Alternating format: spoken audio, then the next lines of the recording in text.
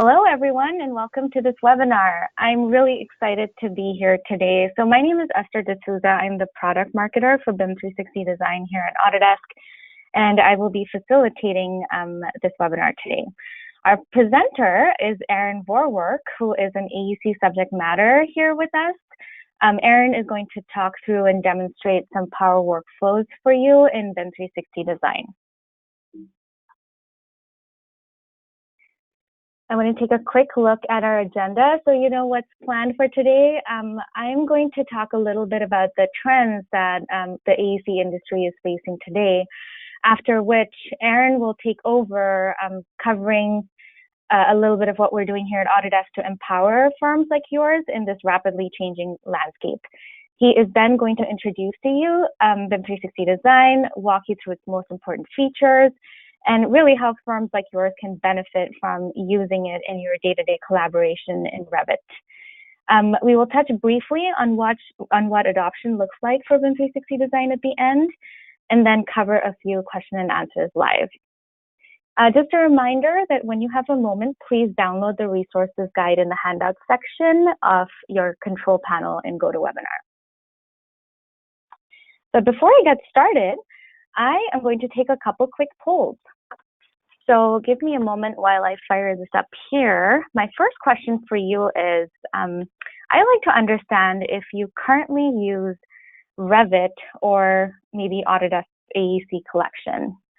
And give me a moment, it is firing right now. I see some of you are already answering, that's great. I think this will help us understand how many of you are familiar with Revit for the modeling specifically, or if you have subscription to AEC collection overall. I'm going to give it a couple seconds and share out the results. All right. And bear with me, please. This is loading. You may be seeing this on your end. So awesome.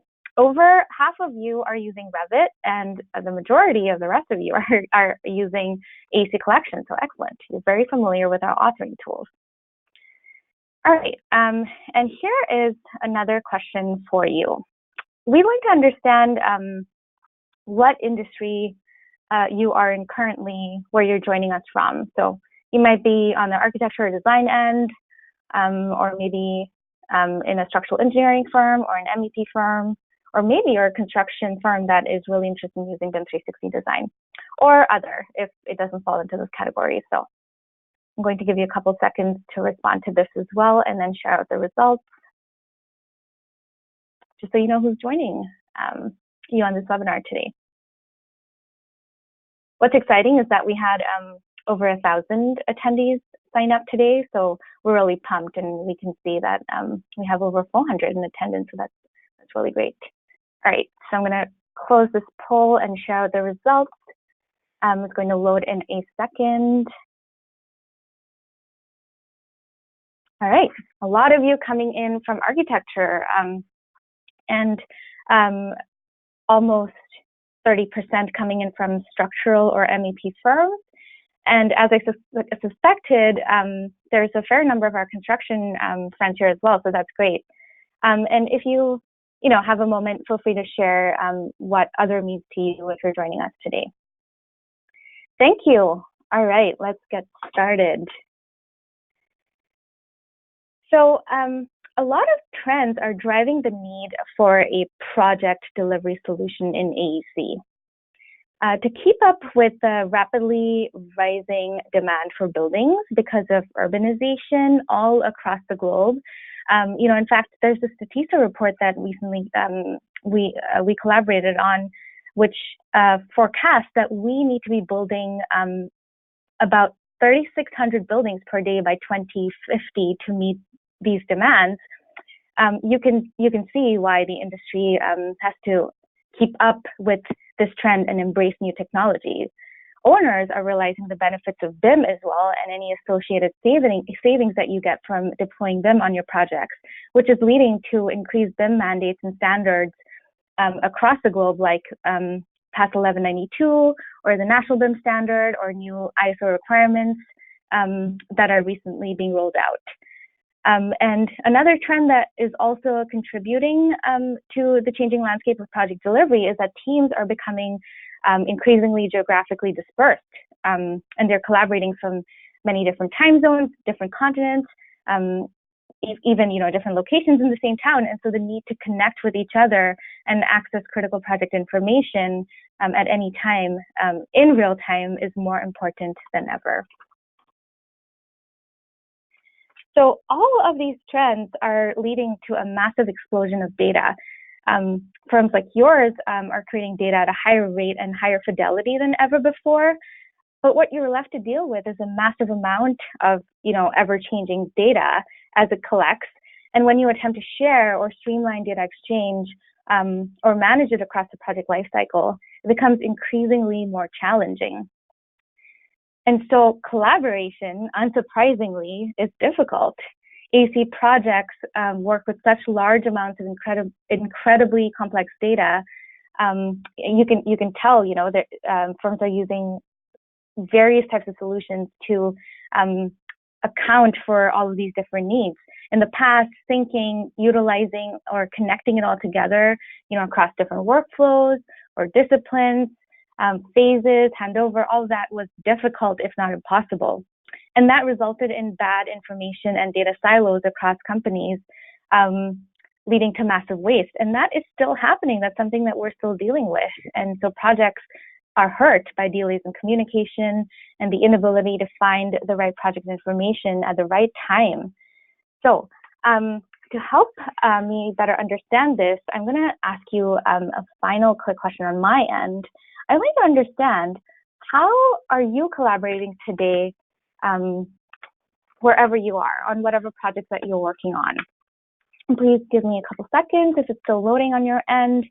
I'd like to know if you're using maybe a project management software, or you're just using email or file sharing apps in the cloud, like maybe Google Drive, or if you have Revit Server installed and you're running that in your firm, or you're using virtual desktop infrastructure or another server-based application, or if you're actually a user of BIM 360 Design, or if there's another option that doesn't fit any of these buckets.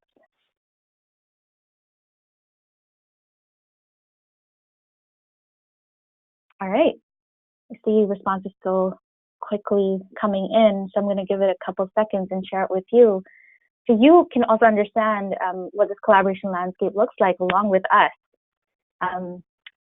So here are the results. So it looks like 76% of you, that's a lot, use email or file sharing apps like Dropbox or Box or Google Drive. That's certainly higher than even I expected. A large number of you are using a different project management software. Again, if you have a moment, feel free to share in the comments. And then, of course, some of you are using Revit Server or BIM 360 Design, even if via BIM 360 Team and the old way of doing things. This is great. Thank you. Very insightful. All right.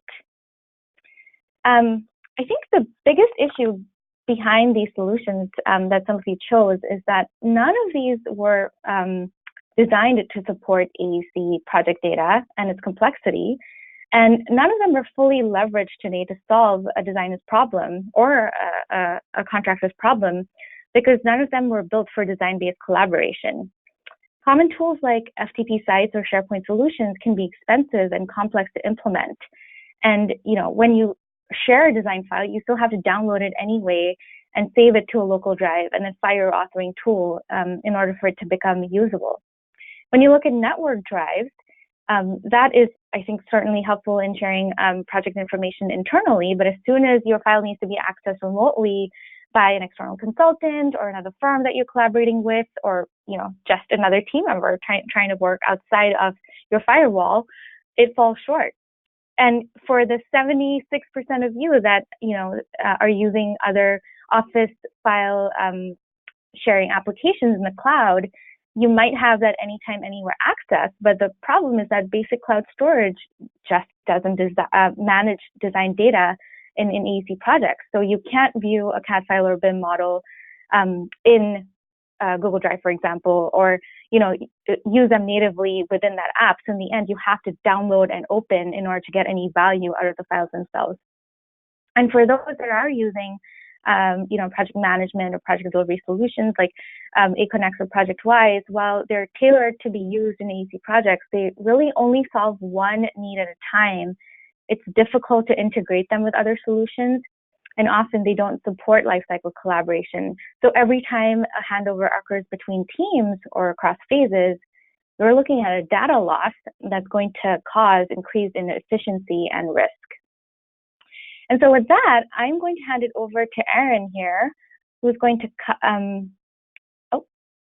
I already did that poll, who's going to cover this in what Autodesk strategy looks like to connect the AEC project lifecycle in his section. Erin, take it away. Thanks, Esther. Let me know when you can see my screen. Should be the same slide. Yes, I can see it. Excellent. Well, thanks for that introduction to what's going on in the industry. And just for those of you on the call that don't know who I am, I'm as Esther said, an AEC subject matter expert here at Autodesk, but my name is Erin. I'm an architect registered in Texas. I'm a civil structural engineer by background, and I've also done some work primarily in horizontal construction over the years. And I've come to you as a Revit user, someone who implemented Revit in 2 firms, got their 10,000 hours doing that, and then became a consultant for a while, and then came over to Autodesk. So I've been around this story a long time. And one of the things that I never was able to do was collaborate in the way that we're going to be talking about today. So I'd like to start here kind of high level. I call it strategy, but really it's our strategy as a response to what you've been asking for, and then come down into actually showing a little bit of what BIM 360 design is all about. So with that, let me move us through this. These are a couple of quotes from customers that have been simplified in order to make them easy to read, but customers are asking us for something simple that's seamless and operates like a platform from the beginning of design all the way through handover. And so if you want to think of Autodesk's mission around cloud-connected BIM as being written by its customers, this is the story right here. Why are we equipped to do this, we Autodesk? Well, Autodesk has established itself, and by the way, I'm kind of watching the audience view here to see if these slides are building out quickly. So if I get ahead, maybe the other organizers can let me know. We have kind of established ourselves on the design side of things for a while, right? I mean, Autodesk has built a lot of tools over the last 30 plus years, and then of course Revit was an acquisition, but that's an acquisition that happened almost 20 years ago. We've had cloud platforms in the past. Some of you may recall Constructware and Buzzsaw as earlier kind of pioneering efforts of making FTP data smarter around a project, but we've continued to build that out, and what we have today is something that's very strong native cloud platform. There's industry compliance, SOC 2 compliance, and so on that's being addressed. This is very scalable. On the back end, we use some of the largest data centers in the world, in partnership with what we're providing as the front end to you. And of course, we don't just have 1 or 2 apps. I think I was reading this before that when I look at some of our earlier cloud services, for example, the A360 rendering service, we've conducted more than 50 million cloud renderings to date. That's not something we just started yesterday, right? So there's a lot of experience that's kind of educated us on what works, what doesn't, and how we can use the cloud best. So Autodesk is really a good company to do this, right? We're not a startup company offering one of those niche solutions that Esther was mentioning a minute ago. Rather, we're the big company that needs to address the big issues, like how do we connect everybody across the project. And to that end, I'm going to build out a slide around BIM 360, and this is kind of just a visual representation of what BIM 360 is becoming. So BIM 360 is a connected platform. It was a set of apps at one time for those who have experience with it. It is not that today. The idea today is that we are forming one backbone built on Autodesk Forge, built on a set of web APIs that are just standard WebKit that anybody inside or outside of Autodesk can customize and add to.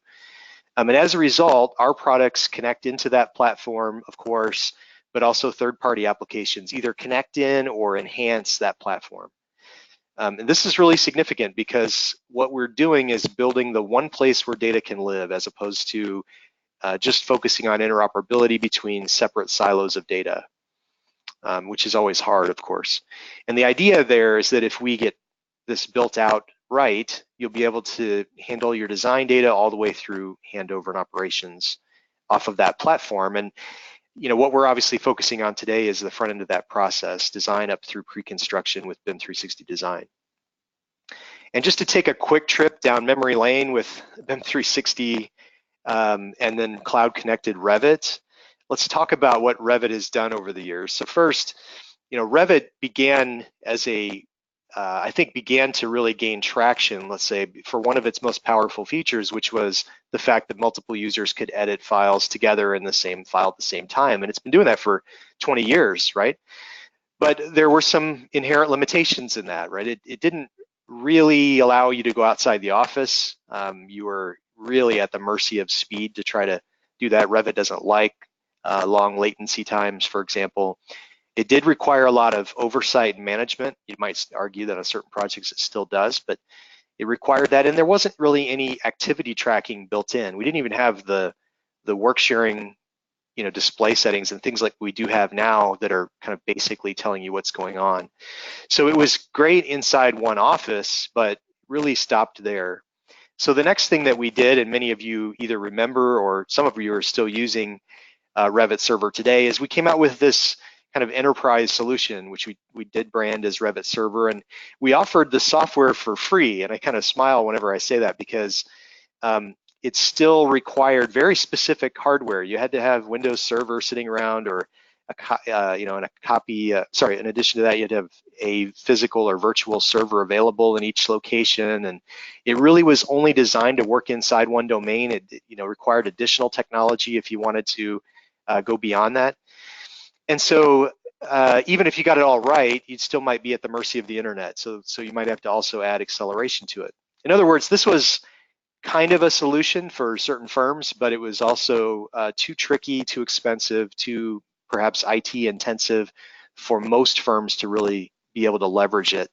And so we've obviously have a different problem we're trying to solve here. And we started to solve this with Project Skyscraper, which became, as many of you know, collaboration for Revit, and is now BIM 360 Design. Each of these are different evolutions of this cloud connected workflow that makes it possible for you to go to Starbucks and work on a connected Revit model, or go to the job site or client's office, or just across your firm, not have to buy that next server because you're able to store nearly infinite data sets inside the cloud. This is a really significant thing. This is a big switch that we've sort of flipped and made possible for anyone, anywhere to log in and work. So we're going to focus on that quite a bit today. So as I move into what BIM 360 Design is, and hopefully by the end of this thing we'll have this really well understood, I want to do another poll. So thanks for your immediate responsiveness on the polls earlier. I'm impressed with how many of you have been jumping in, and I just kind of want to know where we are in terms of our level of experience with BIM 360 Design, especially since so many of you said that you're using it.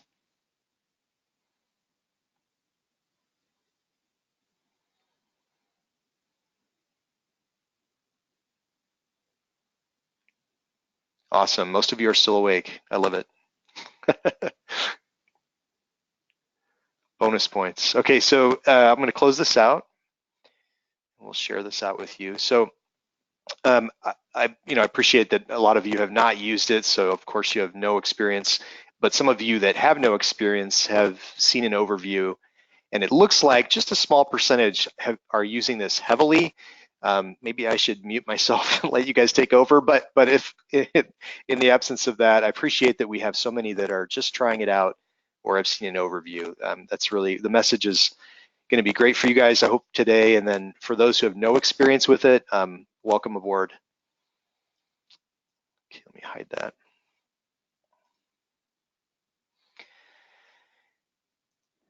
All right, so let's talk about the components of BIM 360 design for a second. There's basically three pieces to this, and here's something that, to be understood about BIM 360. I just got done telling you that it's a platform, right? There are modules on that platform, and based on what product you buy, you get access to different modules.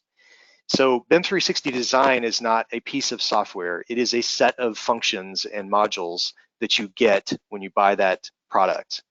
BIM 360 design includes the fundamental or foundational module of BIM 360, which is the document management module. Many of you have heard of BIM 360 Docs. That's the branding of the product that includes the document management module of BIM 360. BIM 360 design, of course, includes that because the data is always stored in the document management module, no matter what piece of BIM 360 you use. So every single piece of BIM 360, whether it's glue or build or other products, are going to be stored in the document management module. So that's, of course, included with BIM 360 design. We'll get into the document management module in a bit. And then for those of you who have heard of collaboration for Revit, have used or loved or whatever collaboration for Revit, then the Revit Cloud work sharing piece is that same functionality, right? Revit ships with the ability to connect to the cloud out of the box, and BIM 360 design turns it on.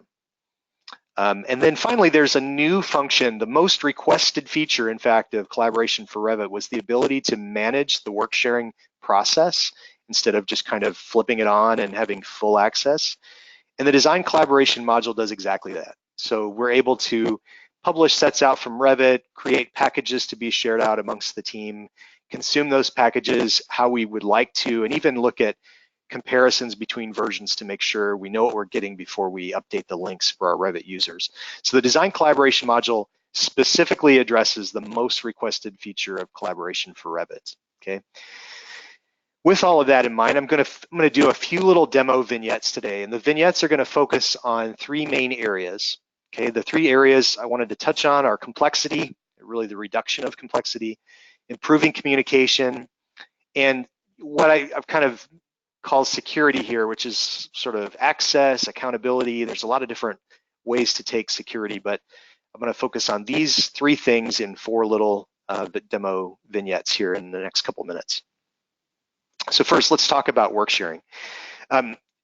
If this is not immediately clear to you, if you never used collaboration for Revit, if you're on the fence about touching the cloud, essentially what we're doing is taking the idea that Revit Server brought to light, the idea of extending collaboration outside of the single office and making it possible to do that anywhere in the world, to make it very easy to do, to not require any special hardware to do it, to not even require a fast internet connection to do it. So if I'm connected via tethered cell phone on the job site, I still have acceptable performance to work on a connected Revit model, things that are just not possible to do just a few years ago. I always tell the story when I was in this situation where I'd outgrown my office many years ago. My options were to put in a T1 line, for those who know what that is, or which was crazy, $15,000 to go one block to our remote office that I could see outside the window, or I could carry a DVD down the street, if anybody remembers those. So it was a terrible collaboration mechanism. There were no other good options. And so the ability for me to go to my favorite restaurant, Chick-fil-A, and just connect and work is amazing, really amazing. So with that in mind, I'm going to point out something inside of Revit. This will be the only demo, if you will, that goes to Revit. And it's actually that the Revit user experience is almost completely unchanged. It's so easy to work in this cloud-connected workflow. So with that in mind, I'm going to toggle over to Revit, and hopefully my screen will switch over fast enough for you guys. And I have a model open here. This model has been opened from the cloud.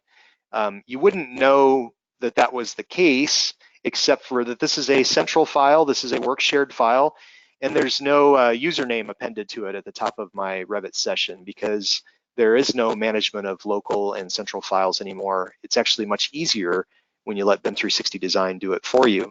And if I was wanting to open a new file, I would go to File and Open. Bear with me while my computer catches up.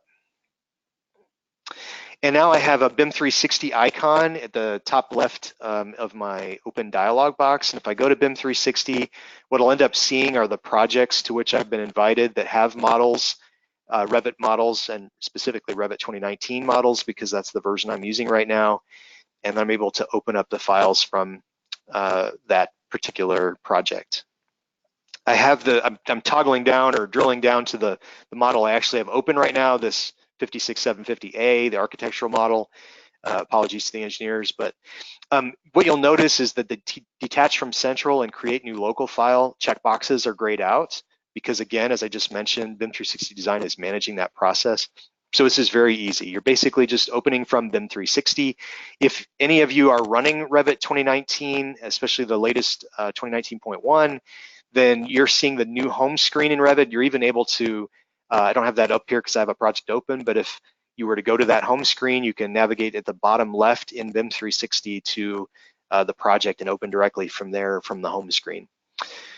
So that's the open dialog box. It's very little difference other than where I'm getting things from.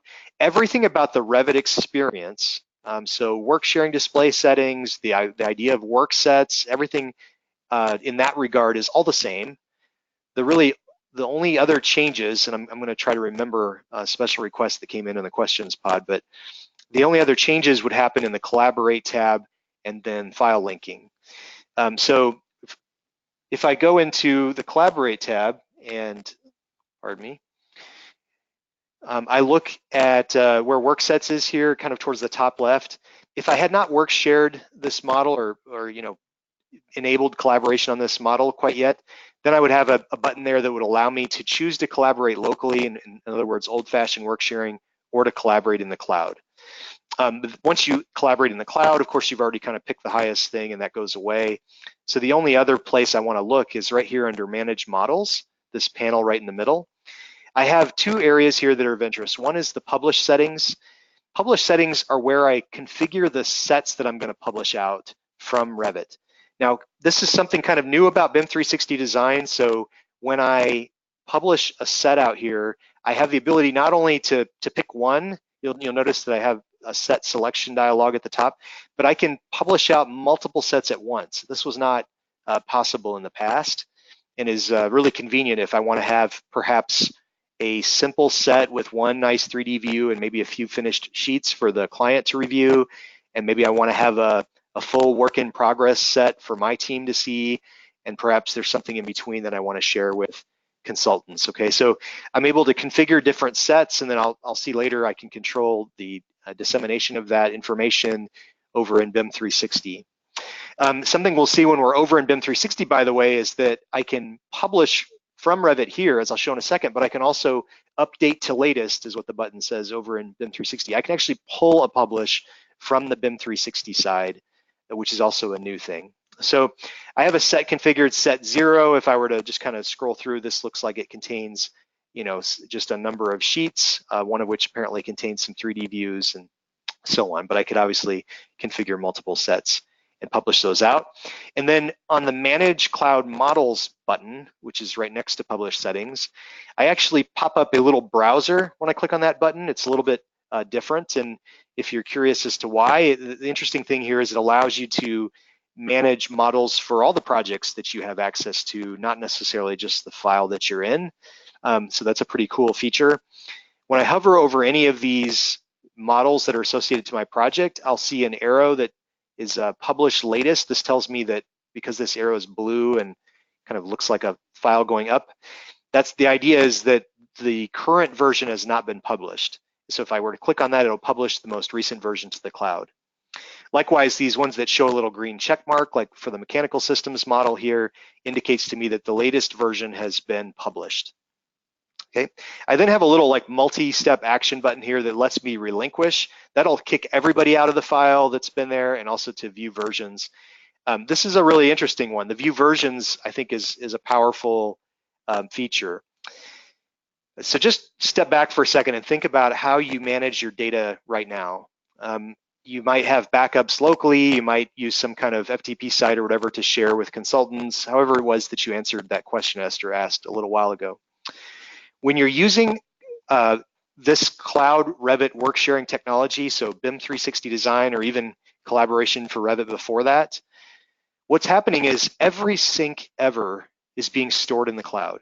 So this model has been saved 9 times. Every one of those is available to me if I wanted to restore or roll back to the previous version of the model. Every sync. So if it could be 1,000 models on the project and 1,000 sinks each, all of them are stored, okay?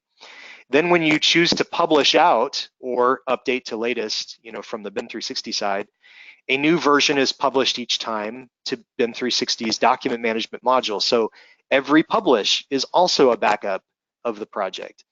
And you can group those various publishes into sets if you're kind of looking at milestones or whatever, but essentially you have redundancy there because every sync ever is stored in a place that the Revit users see through this Manage Cloud Models dialog, and every publish ever is available to those with permissions to see them inside of the BIM 360 document management module. Really also every model is locally backed up on each user's machine that's part of it too, as kind of a cache file sitting on their machine. So there are many places where the data is replicated and stored, all of this happening more or less automatically. And this is something that's a very real expense to a lot of firms to try to do on their own, whereas when you're in this service, there are no limits. You're essentially buying the software or seats for your users, but you can have unlimited projects and unlimited data storage inside of those projects. So I wanted to show you this little bit inside of Revit, and then if just to kind of appease one of the questions I saw, if I go to Manage Links, and if I were to add a link inside of Revit, the link will actually look at external references. It's kind of an obscure reference, for those of us who are AutoCAD users, we understand it. That would allow us to link in files that are inside of BIM 360, including non-Revit files using, of course, if I have to be in the CAD formats, it's using the desktop connector, which is essentially like the equivalent of, Box Sync or the OneDrive sync that's running on your system tray, right? So desktop connector shows up as the BIM 360 drive on your computer, and you're able to put files into that drive and have them shared across the team. Okay, with that, I'm going to jump back to PowerPoint. We're going to move on to the next thing. So that was a little bit of time spent on that, but I want to bust it through these three other ones to really show you BIM 360 and the features that are specific to design. Aaron, Yes. this is Christina. Just a quick note, your mic is a little bit staticky. I don't know if it might be hitting your shirt, or maybe it's close to your mouth, but we got a couple comments in the Q&A. Okay, well, let me know if that continues. That sounds good now. Thanks. Thanks. All right, so the design collaboration aspect of BIM 360 this is obviously focusing on the design collaboration module of BIM 360 design, but there are a couple of things we can do with that. We can track not only when folks are sharing things out, but we can also, of course, coordinate how we actually do the distribution of those deliverables.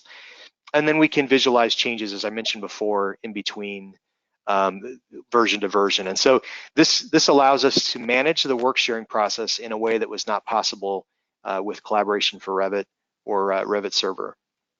So with that in mind, I'm going to move to a demo, and I'm going to talk about what the package sharing process looks like. Bear with me. You guys should be seeing my browser pop up here in a second.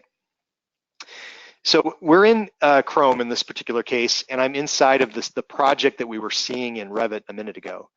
I'm in the design collaboration module, and just for those of you who have not really seen BIM 360, just to point out the fact that this is a single platform, if I click on this little 9-box grid here at the top, I see the different modules that I have access to. So if I'm a purchaser of BIM 360 design, I'm going to have the document management module, the design collaboration module, the project homepage, and depending on my permissions, I might see the project admin and account admin modules as well. So it's all one platform, and I can sort of just toggle through these different modules. I'm in the design collaboration module, and I'm looking at a visual timeline of the work that has been shared out amongst the team. And so in the terminology of BIM 360 design, I've created those sets over in Revit. I had to configure those at least one time. And then whenever I publish from Revit, or whenever I hit the update to latest button, and I'm highlighting right now over in BIM 360 design, I'm going to get the latest set information to populate over. And so this architecture set 0 contains 14 sheets. Looks like 2 days ago is when I updated it.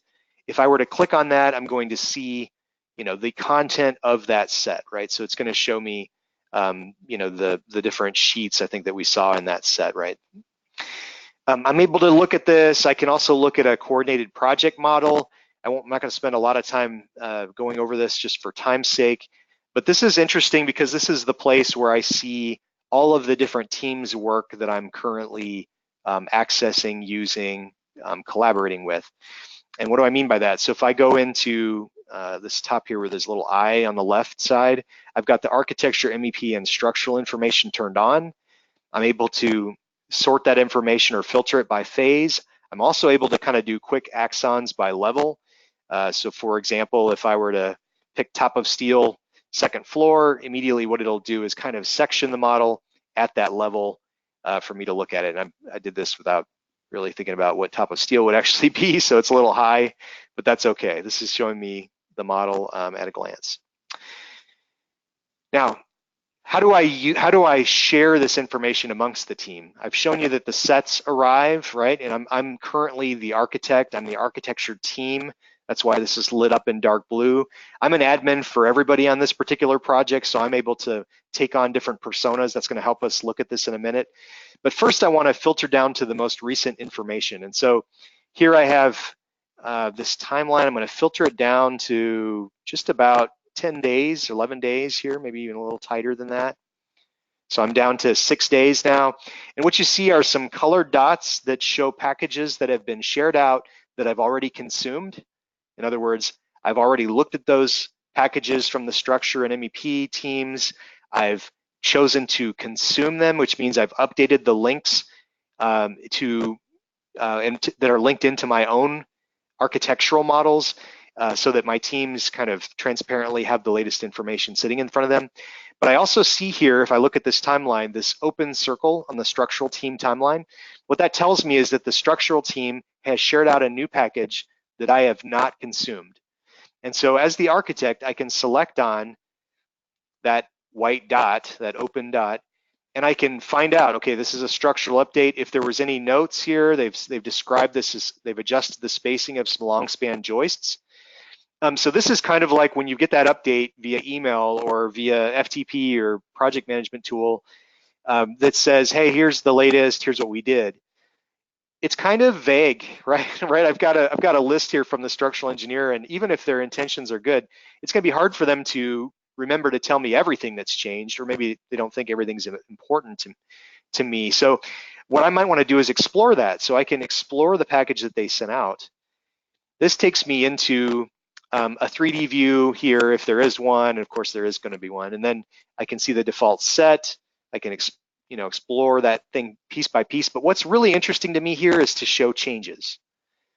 So I select show changes, and what it does is look at the last package that they had shared with me, contrasted with the current package that they shared with me, and I immediately get a list here saying 3 elements were modified, these 3 joists, right? So if I select on one of those, I can kind of toggle back and forth. What it's telling me is it's the same joist, it just moved over a little bit. And that makes sense because the engineer had told me in the package description that they adjusted the joist spacing, right? So I have 3 joists that moved. This could be a much more complex example, right? It could be an example where a lot of walls have moved, some windows have moved, if I'm the architect sharing out something. And keep in mind that it's not, when you move a window, it's not just the window that's moved, right? The wall quantities have changed, possibly because you may have changed the window size. The stud, layout, if you've gone to that level of detail, could have changed. There could be things that affect cost, for example, if a contractor is participating in this project and looking at it. And so having just kind of an immediate summary of everything that's been added, removed, and modified, what disciplines they fall under, and even what the modification types are is really powerful information. So it's really well organized for me to look at that. And if I'm pleased with what I see, or at least understand what I see, I can select consume. I get a note that says this is going to bring it into my team space. And later when we're over in the document management module, we're going to see what that actually means over there. But you see that the color of that dot is now filled because I have now updated the links for all of my Revit users. Okay, so that's how I would consume a package that's been created. And you see a spinning wheel here because the architectural team view of the model is updating right now to reflect those latest changes. But also, what if I were wanting to share out the most recent information? I happen to know, because I did this yesterday, that the MEP team, so let me take on the MEP team's role. I'm now the mechanical engineer, let's say, has updated their set more recently than what they've shared out on the timeline. At least I think I did. And so if that's the case, maybe I want to create a new package to be shared with the rest of the team. So I did this really fast, but I click on the little plus sign at the right side of the timeline under my team, and then I can select the content that I want to go into this package. I can save that content out. And then when I share this, and by the way, I could have reviewed changes here myself, but let's just give this a new name, like 2018-09-26 MEP update. I changed some lighting fixtures, I think. So we'll put that in there. And this will share out to the timeline. Now, this appears on my timeline as the latest package. And if I filter down my timeline just to recent, 6 days here, you see the new one that I just created today. If I were to go back to the architecture team, so go back to that persona, and I filter down the timeline. So again, I keep filtering here just to show you what's happened recently. You see that a new package has appeared that's open, that's white, because I have not consumed it, but the MEP engineering team has shared it out. And so this is just a simple mechanism for basically tracking who has shared what and when, what they've changed between shares, and then choosing to go ahead and consume or update the links for all of my Revit users. Really powerful way to manage work sharing. And you can imagine this wouldn't even have to be a Revit user that's doing this. It might be, but it might also just be somebody in the office that's kind of looking at overall BIM coordination across multiple firms. All right, let's jump back to PowerPoint and move along here quickly. The next piece I wanted to talk about is design review.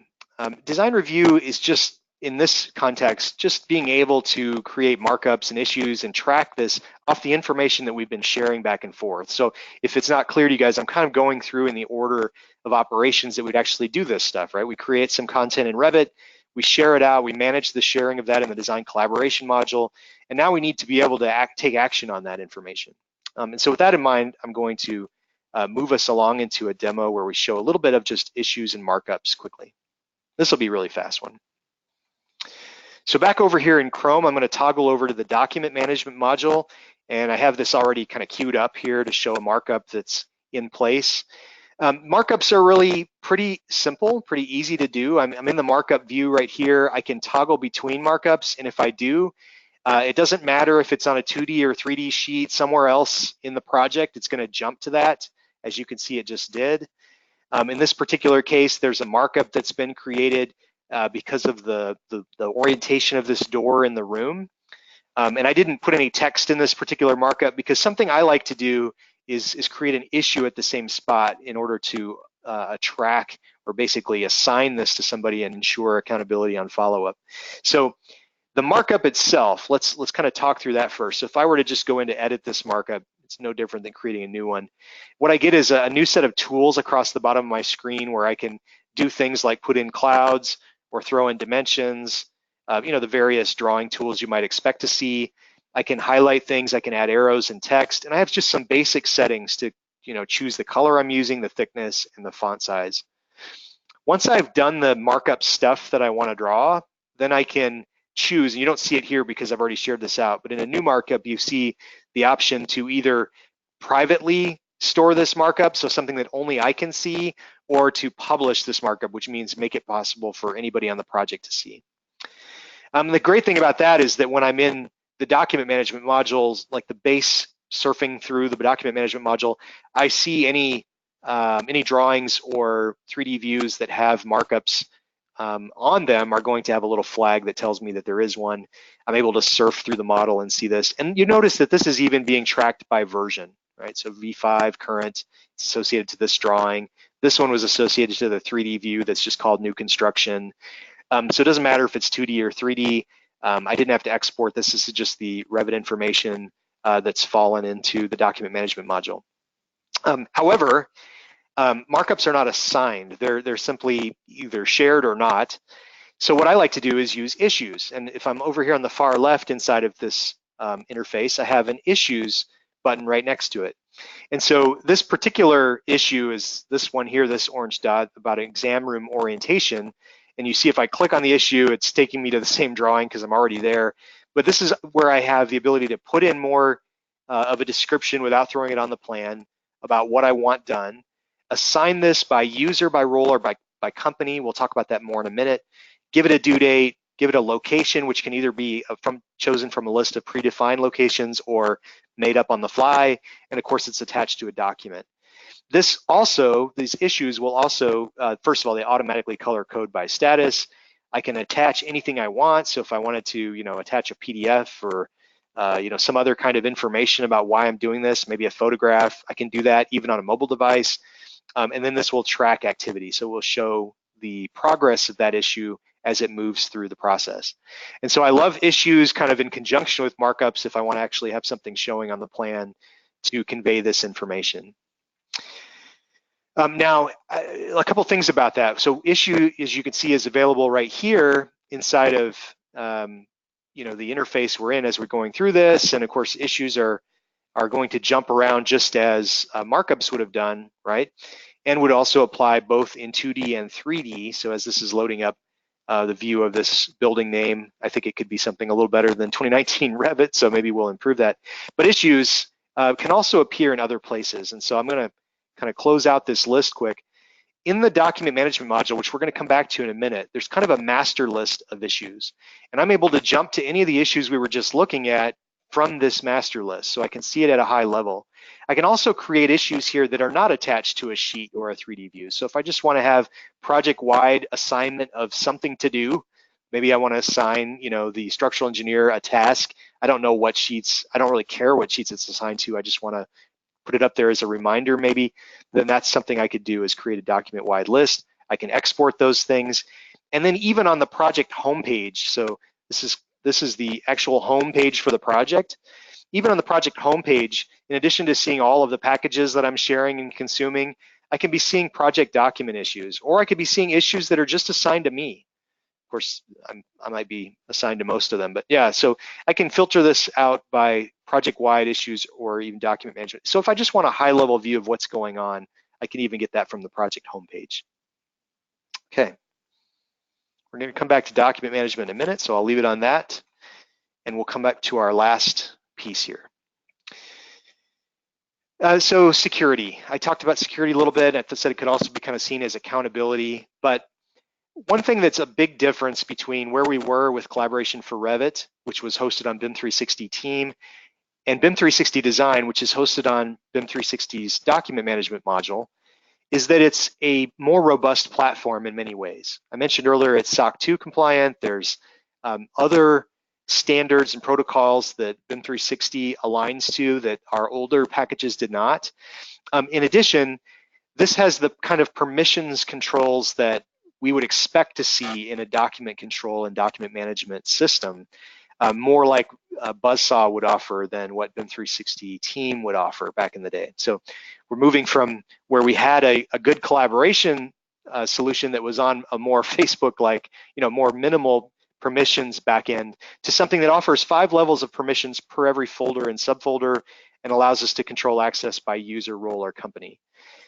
That's really powerful, because if you think about assigning 5 levels of permissions on a folder and being able to do that by an individual, by a designated role, or by company, so I really have 15 different levels of permissions, if you will, at every folder and subfolder level. I have the granularity that I might want in order to share exactly what I want with the team. And so this is going to be really short. I don't want to eat into our wrap-up time, and Esther's got some cool things to show you here at the end. So let me just go back to the document management module for a second. And if I click on folders, this is where we're seeing kind of the breakdown of the project. And just to give you the real high level tour of what's going on with plans and project files, in the plans folder, we have things that break out automatically into their sheets and views. So if it's a Revit file or a set of files like I have here, 3 files actually in this particular case, then what's happening is the document management module takes the plans piece and breaks them out into all of their individual sheets and views, and it will version them based on the sheets or views so that as they get updated. So, this This associates with a specific model, let's say, that was updated, so it's version 2, whereas this one was not updated in that process, so it's still on version 1, and it's assigned to a different set. So as I pull new information in, this is tracking it on a sheet-by-sheet basis. And it's not just doing that for Revit models. If I pull in a multi-sheet PDF, it's going to break out that PDF into its individual sheets, and it would version those sheets independently. Now, if we contrast that to the project files here, where I drill into, let's say, the architecture team, I'm now seeing the whole model as opposed to the breakdown of the sheets. If I click on this, it'll open up the model and allow me to see all of its sheets and views. So it's still all there. It's just showing me this kind of in a more of a model-oriented list. And as I mentioned earlier, I'm seeing markups and issues. I'm also seeing versions. I can also promote old versions, all of the versioning stuff that we kind of talked about earlier when we were in the Revit interface. The most important thing I wanted to show you here was around the permissions. So if I just jump to the permissions for this folder to point this out, I have the ability to put in a role, a company, or individuals. And of course, we're all defined in the admin settings for this project as to what we are. And it can be anything from upload only through viewing and uploading, view, upload, edit, or full admin essentially over this folder. And the same would apply to any subfolder. By default, you would inherit permissions from above, but once you've assigned permissions, of course, then at a folder level, then that will apply for everything in that folder. Then you can go into the subfolder and continue to refine permissions. So this is really granular control. This is very helpful when we want to manage out the stuff that we've been sharing. The last thing I'll show in here or talk about in here is the fact that over in the design collaboration module, we saw architecture team, MEP team, and structural team as the 3 consultants. That folder structure was created in the setup for the project.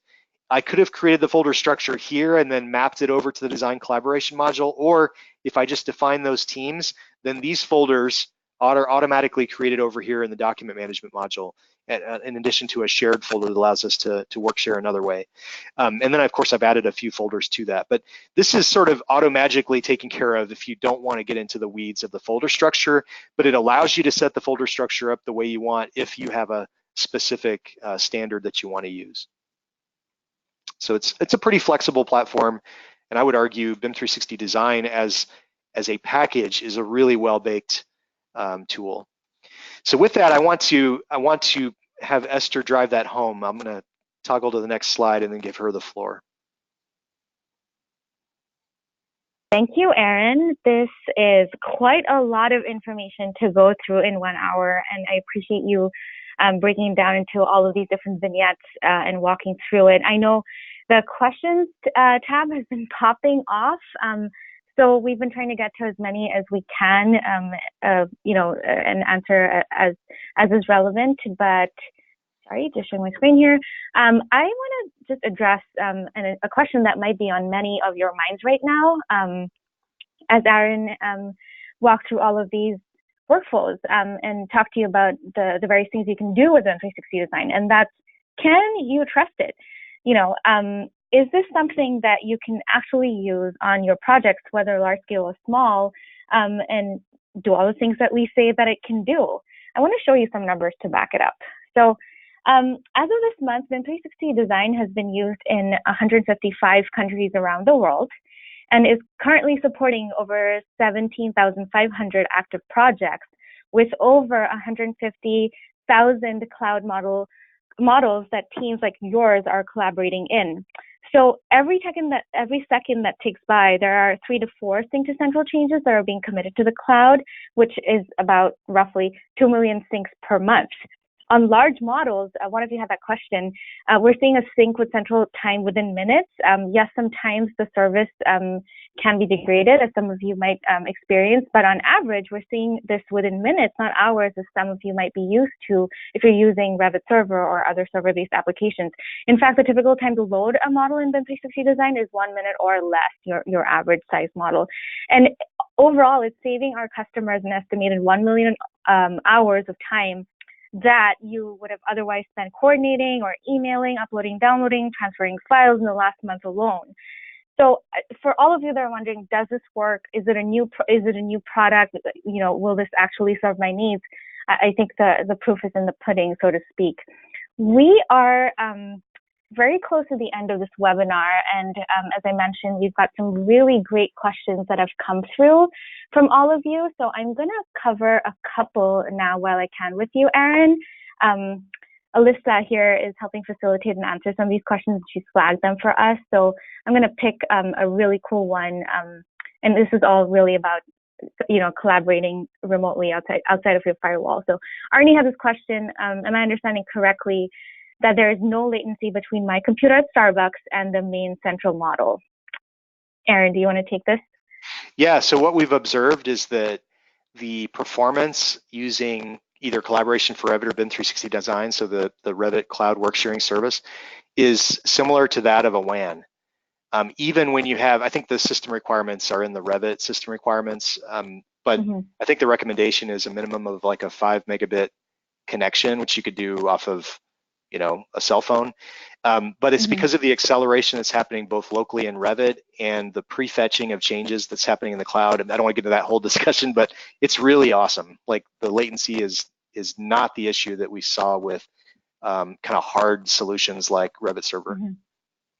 Yeah, that's true. And so here's a follow-up question. What happens if you lose your internet connection? This is from Anna. When working in BIM 360, are you kicked out of the program or can you keep working? If you can keep working, how are the files reconciled when you get your internet connection back online? Yeah, so a couple things there. One is the service is not down very often, and if you're curious about from our end, so I want to make sure I answer it from that end too. So from our end, if the service is down, you want to be following the Autodesk Health Dashboard, which anybody can subscribe to so that you see the status of the service. If the much more likely scenario happens where they're doing construction outside your office and they cut the hard line or something, then I would hold up my cell phone. I would get connected again whenever you can, and there's probably a lot of ways to get connected, which might involve slower but still connected mechanisms. You can work offline for a while, like it'll allow you to keep working, but then you do run a risk if you have a bunch of users of starting to get changes that won't want to reconcile, and then it's kind of like whoever synced last wins in that particular scenario. Right, and so when you're, we talked about the rebranding and repackaging, Erin. Here's a critical question, and this will be my last one for today, unfortunately, because we're so close to time. But I'm hoping maybe we can find another way to address some of these. So the question is, do all teams need to use the same Revit version? And this is from Tim. Yeah, you'll absolutely want to, and no matter what you're doing. So whether you're collaborating locally with consultants the old-fashioned way through FTP, it's usually not only important to be on the same Revit, main version like 2018, 2019, but it's best to be on the same point release, no matter how you're collaborating. Yep, a best practice. All right, great. So with that, I'm going to hand it over to Christina. Thank you again, Erin, for your time, and to others for joining us. Christina here has some last words. Great, and thank you so much, Esther and Erin. We have one last polling question for you, and then Erin, after that, we can go to the final slide. But while this is loading, I'm going to go ahead and go over some exciting resources we have available for you. We just released a trial on Monday, so we have a trial version of BIM 360 Design, which is now available. You can try it free for 30 days. We also have another webinar coming up on October 25th. This webinar is going to be a customer focus with Stantec. So we're excited to hear their experiences working with BIM 360 Design. If you visit the handout section of the console, you'll see that there are some slides there that include a link to the free trial, as well as a link to register for the webinar. And we also have a resource guide, so additional resources for BIM 360 Design. And with that, I would just like to thank everyone for attending today's webinar. We were so excited. We tried to cover so much information. I know we didn't get to all of the questions. And so what we'll go ahead and do is stay online probably for at least another 10 minutes. If you're able, we'll see who's still in the lobby, and we'll try to answer these questions. We just had a lot that came through. So thank you so much for joining today. And for Esther and Erin and Alyssa, if you guys just want to stay on mute and go ahead, we'll just continue to answer questions online. Thanks for joining today.